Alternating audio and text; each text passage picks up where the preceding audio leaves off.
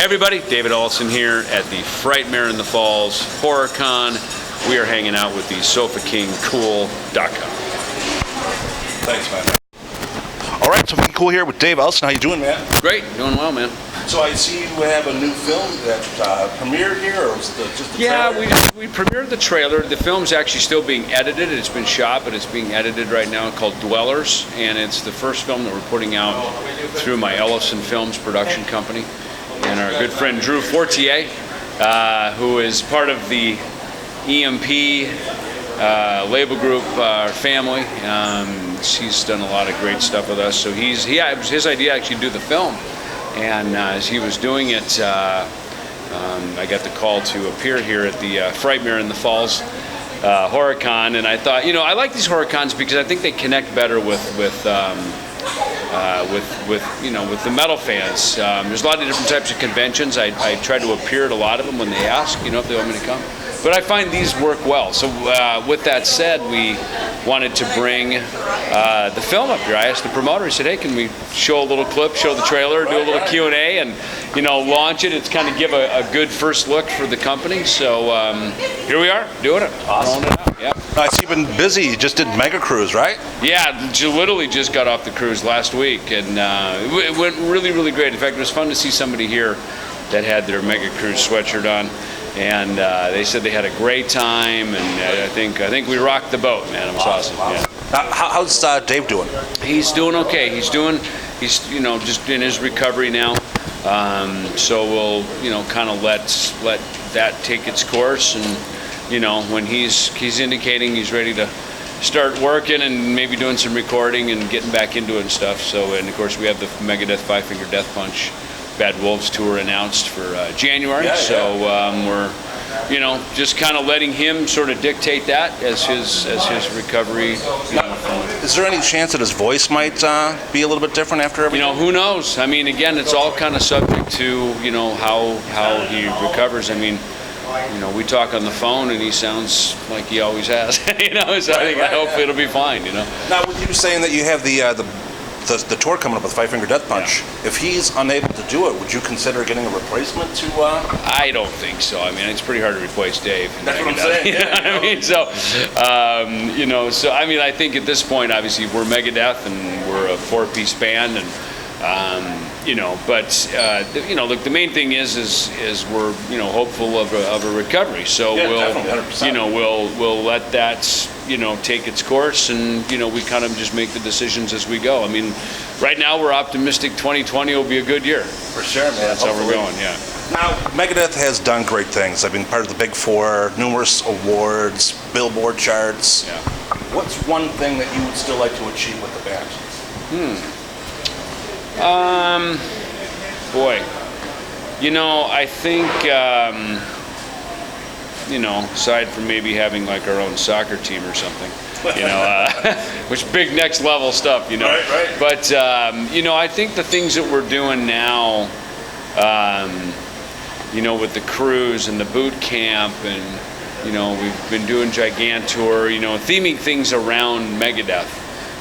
Is really the, you know, the deal, you know. I mean, maybe the next one is we have our own Megadeth HorrorCon, you know. That'd be Vic awesome. Rattlehead's the guy, you know. Yeah, for sure. Now, after the tour wraps up with 5-Finger Death Punch, are you still guys going on the road with Ozzy?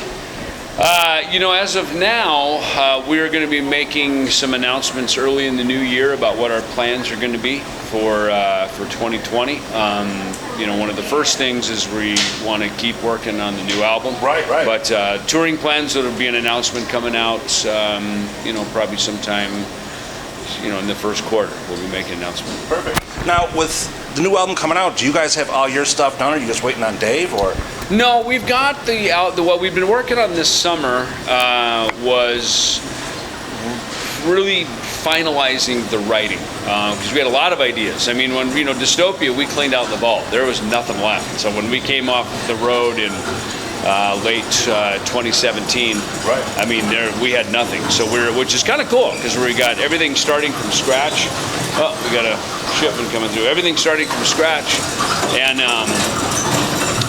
So the beauty of that is what you're going to hear is all brand new stuff, and some stuff from Kiko, some stuff from Dirk. Obviously, I contribute some stuff. The material David been working on through last year, through 2018. So this summer when we got together was really to try to kind of bring final ideas in and get things, shaped up pretty good so that we're ready to start recording. And of course that got interrupted with Dave's health setback, but we're aiming to get that fired back up again and get moving on it. Awesome, man. I'm looking forward to it. It's really great. Now, you don't have any downtime, really. I mean, you're constantly got something going on, from the Bay story to the movie like we talked about, the coffee, the side project you have. With, Tom, yeah, the book and the, well, it's interesting, I think for many years, through really the inception of the band in '83 up through when the group disbanded, when Dave stepped away from it in 2002, I only really did Megadeth because there was no time to do anything else. I mean, we was just make an album, go back on the road, and so any downtime we had, I certainly took. I had a young family, my kids were young, so I wanted to try to be home as much as I could, of course. But when the group ended, that was really a wake-up call, because it's kind of that day I think you always fear if you're in a band and your whole life and your income and kind of everything that you do is in that one basket. Right. And one day that basket dropped, eggs broken, you're like, whoa, And so I said, never again will I ever let that happen. And quite honestly, in a group you rely very heavily on each other, because you have to, and especially in all those years, that was almost 20 years, building the Megadeth legacy and our brand. But now we're all in a much different place, where the band obviously has this big legacy about it. And I think you see guys our age and, bands that we've been doing this a long time, everybody has other hobbies and other interests. They've got, lifestyles, whatever it is. And for me, mine is this. I love doing this. I mean, I get out of bed every day and I don't think about where am I going to go fishing and, where am I going to, goof off. My thing is like, man, it's what seems to be calling me to my day is these kind of things, writing a book, recording, writing new material. And this has been a pretty cool season of my life these last bunch of years, which is why I wrote the new book, More Life with Death, because it was about, the record company and the coffee company and, and of course reflecting on some of the big things with Megadeth, with the Big Four, winning our Grammy, all these, those big things as well. And but also through these books, I think you also talk about, at least I do, some of the kind of new philosophies and lessons you've learned and things that motivate you. And one of mine is, just say yes. Say yes, go. Like just earlier today, I was just in the little catering area, and they said, hey, a couple people want to go down on the boat down by, the falls. You want to go? I'm like, yeah, why not? I'm in Canada, I'm at Niagara Falls, and, sometimes it's easy to take things that are right in front of you for granted, because you kind of think, well, this will always be here. And I learned in 2002 that one day that ended and it wasn't going to be there anymore. So I think that you either kind of you either get bitter or you get better, and rather than sit around and get bitter, I decided, it's time to step up and be the better man, and that's, I think, kind of that's why I'm here.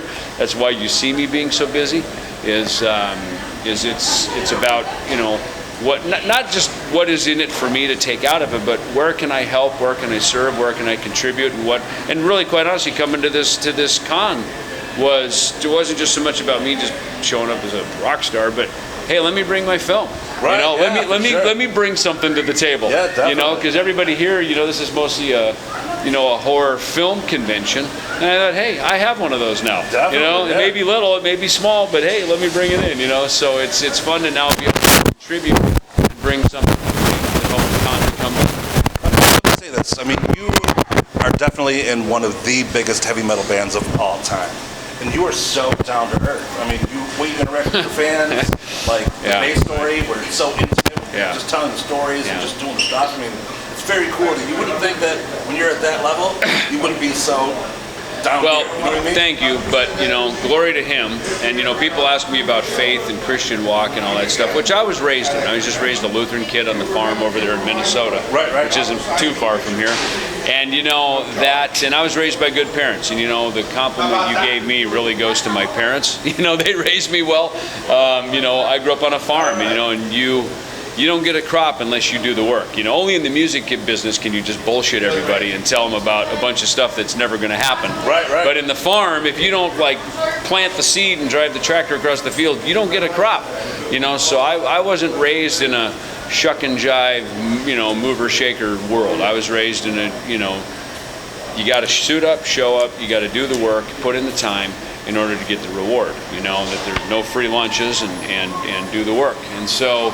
And also, look, being raised in a good little small Lutheran community like I was, it wasn't everything big religious or anything, but because I know that question's come up and people are like, how can you be in a heavy metal band and be a Christian? And it's like, that word gets thrown around a lot. It's sort of like, I don't know, again, the same thing, open the book, read the text, try to live in the Word as best you can. We're all human, we make mistakes, it is what it is, but do that first, and it seems like all the rest of the stuff, these are the blessings and the gifts, and try to go see what you can bring to it rather than what you can take from it. Right.